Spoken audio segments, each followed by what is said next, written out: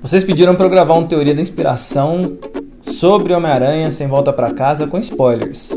E atendendo a pedidos, chegou a hora da gente falar desse filmaço com muitos spoilers. Spoiler tá liberado. Curte aí!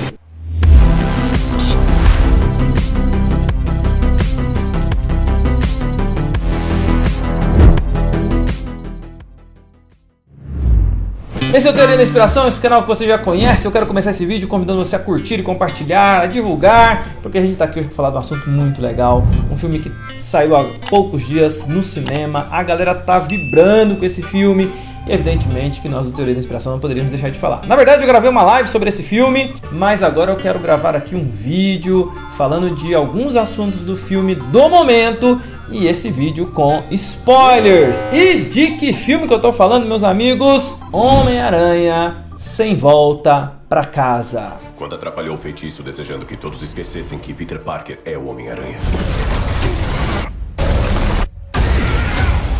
Nós começamos a receber visitas. De todos os universos.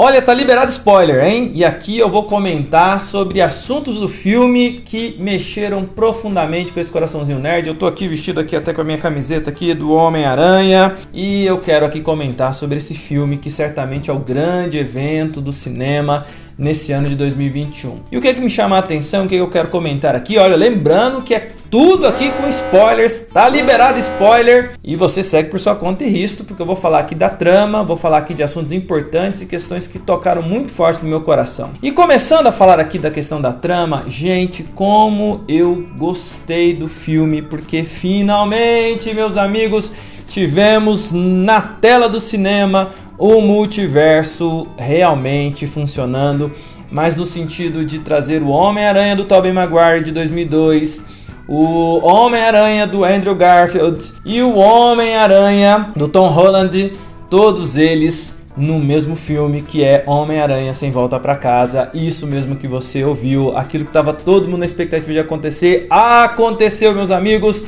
Os três Miranhas estão no filme.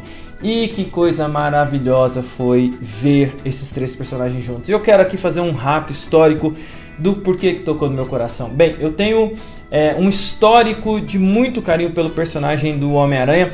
Eu até na live que eu gravei, eu falei um pouquinho desse histórico e algumas coisas que eu não comentei na live que eu quero comentar aqui. Eu desenhava muito quando era criança, fazia rabiscos, né? E tinha os personagens que eu gostava de desenhar. E uma coisa que sempre me chamou a atenção, como eu gostava de fazer o traço, de desenhar no lápis e na caneta o Homem-Aranha. Sempre foi um traço que eu gostei de fazer. Eu pegava figurinhas, eu pegava revistinhas de quadrinhos que tinham o Homem-Aranha e eu copiava aquilo no meu caderno. Meu caderno sempre tinha um desenho do Homem-Aranha. Outra coisa que também, que eu na live eu não cheguei a comentar, que em 2013... eu fiz uma viagem para os Estados Unidos e lá nos Estados Unidos eu passei na cidade de Nova York 2 dias. E foi uma experiência marcante, mas eu lembro que uma coisa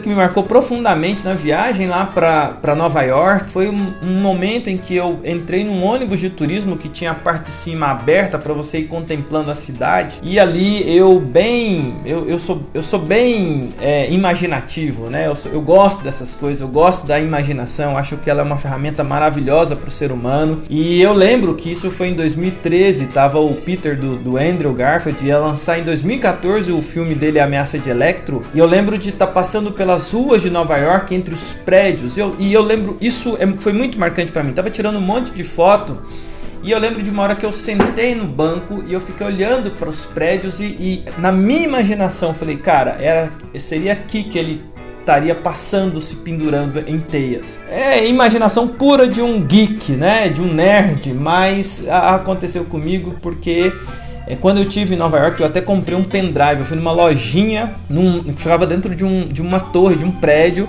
E uma coisa que eu comprei em Nova York foi um pendrive na cidade de Nova York, que era a cara do Homem-Aranha. Então, Isso lá em 2013. Então esse personagem sempre foi um personagem que me marcou. E como eu falei na live, quem não assistiu a live, vai lá assistir a live das minhas primeiras impressões. Eu sempre tive um vínculo por ler revistinhas do Aranha, por assistir desenhos do Homem-Aranha. Todos os filmes do Homem-Aranha eu assisti no cinema, tanto do Tobey, quanto do Andrew, quanto do Tom. Essa gama de todos esses filmes, eu assisti todos eles no cinema. E isso pra mim foi muito marcante, quando lá na sala de cinema, na pré-estreia, os três personagens, os três atores que fizeram o Spider-Man no cinema, eles estavam juntos, ali o multiverso acontecendo, e aquilo pra mim realmente foi um momento muito especial. Especial por toda essa memória afetiva, por sim essa nostalgia, mas especial também aí um outro elemento que me chama a atenção no filme do Homem-Aranha, que é uma correção de injustiça. O pessoal tá falando que é um retcon, né? Um conserto de rota. Mas eu particularmente, eu não sei você, mas eu particularmente sempre gostei muito. Eu nunca entendi o porquê do hate em cima do Homem-Aranha do Andrew Garfield. Pra mim, a melhor abertura e o melhor final de filme do Homem-Aranha até hoje, pra mim, ainda é do espetacular Homem-Aranha Ameaça de Electro com Andrew Garfield. Porque aquela abertura do Homem-Aranha saltando, né? A câmera vem nas costas dele, ele indo nos prédios de Nova York, ali em primeira pessoa. Gente, ali é uma das mais lindas aberturas do cinema. A sensação, todo aquele cenário é muito bem feito. Aquela abertura dele saltando e você ali junto dele é perfeita. E o encerramento do Ameaça de Electro, que é aquela criança vestida de Homem-Aranha indo enfrentar o inimigo, o rinoceronte lá, o Rino, porque o Aranha tinha perdido a Gwen e ele estava ali de luto e não estava mais aparecendo na cidade. De repente tem um vilão e aí uma criança se veste de Homem-Aranha e vai lá para enfrentar o Rino, e de repente o Homem-Aranha aparece ali, o Homem-Aranha do Andrew aparece e fala: não, pode ficar tudo bem, eu vou aqui enfrentar. Sem sombra de dúvida, esse é um dos melhores finais pra mim, nessa questão de realmente o que o Homem-Aranha representa para as crianças, o que o Homem-Aranha é como personagem. Soma-se a isso que quando eu assisti o filme do Homem-Aranha Ameaça de Electro, eu assisti com amigos, assim como eu assisti Homem-Aranha, o primeiro Homem-Aranha lá de 2002, eu assisti junto de amigos. Então esse de 2013, Ameaça de Electro, tava com amigos, com a família assistindo. Lá em 2002 eu lembro de estar assistindo com a família, então sempre houve da minha parte muita afetividade, muito carinho, gosto muito do personagem. E aí, o que eu vejo de uma coisa muito importante que eu vejo no filme, que eu tava falando do retcon, que é uma correção de uma grande injustiça. Pra mim, tanto o hate como a forma como o Andrew foi tirado do personagem, né? Como as coisas aconteceram para que a sequência dos filmes do Homem-Aranha do Andrew Garfield fosse cancelado, aquilo para mim foi uma injustiça, porque não foi permitido o ciclo completo, a história ser completamente contada, porque tinha mais história para contar. E, gente, eu vou confessar para vocês, quando eu vibrei muito quando o Tobey apareceu, achei sensacional, toda a afetividade, aquele cara já mais experiente, mais velho, o jeitão dele, aquela coisa de Peter, do meme, um apontando pro outro. Mas quando apareceu o Andrew, e quando o Andrew aparece, pra mim é uma sensação de uma correção de uma injustiça. E pra mim esse filme trabalha isso, a correção de injustiças, a segunda chance, o consertar aquilo que tá errado.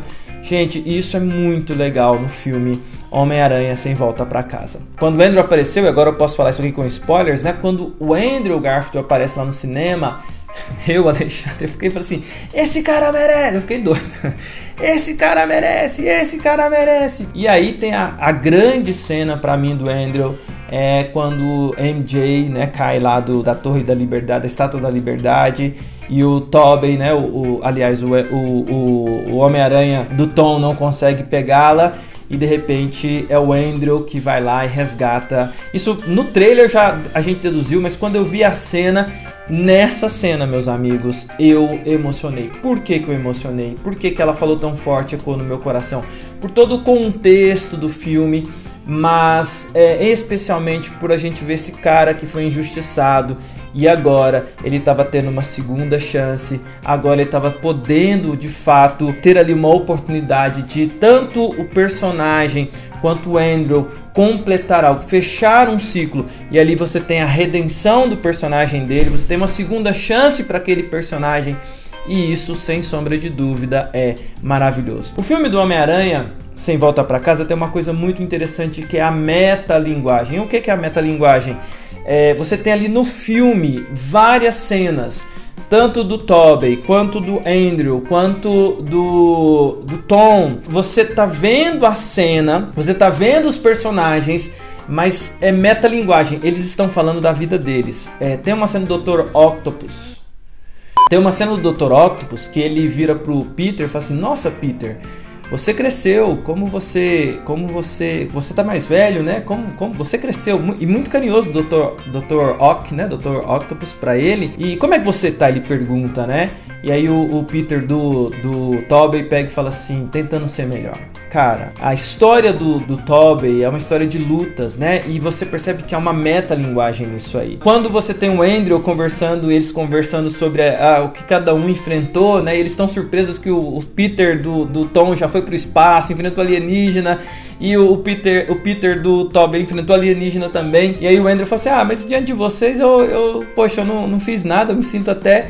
E eles viram pra ele e falam assim, você é espetacular. Ali é metalinguagem, tá além do personagem, eles estão falando pro Andrew Garfield. E você tem essa cena do Andrew, que ele pega a MJ e ele tá ali emocionado com a MJ nos braços. Ali é metalinguagem, ali é o ator sendo honrado, ali tá para além das telas. E da mesma forma, quando o Andrew aparece, pra mim é muita metalinguagem, porque eu realmente tô vendo a encenação, tô imerso no filme, mas a minha fala foi, esse cara merece essa oportunidade. Então o filme do Homem-Aranha Sem Volta Pra Casa, ele tem muito dessa metalinguagem, de quebrar essa quarta parede e de falar pra gente, e deles falarem entre eles mais coisas do que estão ali dentro do personagem. É quase um multiverso mesmo, é quase como se eles conversassem com a gente, que eles conversassem com eles mesmos, os atores na pele do personagem, mas muitas vezes a camada tá passando. Isso é sensacional, sensacional. Outra coisa que eu quero falar aqui, né, é importante sobre o filme, é a questão da redenção. Para mim, a mensagem que o filme carrega sobre redenção e esse aspecto redentivo, e aí uma coisa muito importante. Por que eu considero redenção? Porque envolve um aspecto de pessoas que não conseguiam e conseguiriam se consertar sozinhas, que relutam em ser consertadas e que não conseguem se consertar, e que o pior delas sempre se manifestava. É o caso do próprio Duende Verde, que prefigura muito isso, prefigura uma coisa muito característica que eu vejo na caminhada do ser humano, que é efeito da queda, que muitas vezes fingir um arrependimento, ou até querer, mas não conseguir, e cair na hipocrisia, cair no fingimento de parecer ser uma coisa que não é. O Duende Verde faz isso brilhantemente numa parte do filme, e necessitar de cura, mas não conseguir produzir a própria cura. É muito interessante, e repare nisso, que a redenção que é oferecida envolve do Peter, do Tom, dois aspectos que ecoam no nosso coração, que é o sacrifício. Ele precisa se sacrificar, ele precisa passar por dores e sacrificar a ponto de abrir mão de um monte de coisa para que outros fiquem bem. E mais do que isso, é ele, e aí é claro que é um filme, o filme ele não vai pegar elementos todos de uma cosmovisão cristã, ele vai achar, a solução do filme está na ciência natural, pelo que o filme está propondo, mas ao mesmo tempo você consegue perceber ali uma característica interessante. A cura para o mal daqueles que estão quebrados, e é muito dessa coisa de consertar o que está quebrado, a cura para o mal daquele que está quebrado só pode ser oferecida por aquele que tem condições de promover algo que cure. O vilão não consegue sozinho. E eu quero afirmar aqui, nós somos muito Duende Verde, nós somos muito quebrados, nós temos muito esse ânimo dobre, essa coisa que quer fazer o bem, mas a gente também tem um lado que quer o mal. Esse lado caído nosso, ele é muito, muito difícil de lidar, e às vezes ele aflora, e para curar isso a gente não consegue sozinho, precisa que alguém providencia a cura. É interessante como o Peter, mesmo ferido, atingido diretamente, que é outra coisa interessantíssima, que é a questão do perdão, que é redentivo, né? A gente, veja, aonde que esse filme comunica comigo e por que ele ecoa tão forte no meu coração? A gente sabe que nós atingimos diretamente o Criador, o Deus soberano, o Deus triuno, quando nos rebelamos contra Ele. A nossa ação foi contra, diretamente, a rebeldia nossa é direta contra Ele. É interessante quando o Duende Verde atinge pessoalmente o Peter e o Peter vai ser aquela ferramenta de sacrifício e que promove, Peter, perdoa e promove a cura. Dá pra falar muita coisa, mas isso aqui são coisas que eu, assistindo e reassistindo, saltaram aos meus olhos. E eu não poderia deixar de comentar isso aqui com spoilers, porque realmente no cinema eu vibrei, fiquei rouco. Amei eles terem feito isso, porque independente de a história às vezes ter uma dificuldade aqui e acolá, independente de no final das contas ser uma grande tentativa de trazer lucros, né, com esse movimento em volta disso, e realmente o filme está batendo recordes aí de bilheteria nessa retomada pós-pandemia, mas há uma questão da correção da injustiça. Isso é magnífico.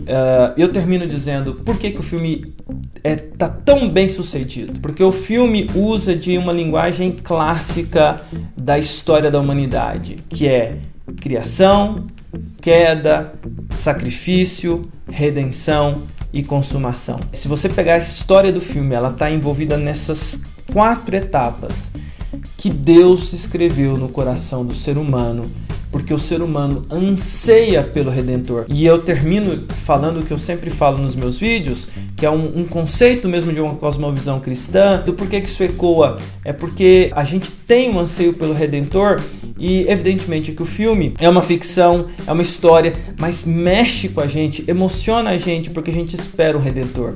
E a boa notícia é que não de ficção, mas de verdade, existe alguém a quem nós nos rebelamos contra, que foi alvo da nossa maldade e que nós agimos em rebeldia contra ele, mas ele nos perdoou, ele encarnou, se sacrificou por nós, veio a este mundo, assumiu a nossa dívida para nos trazer redenção.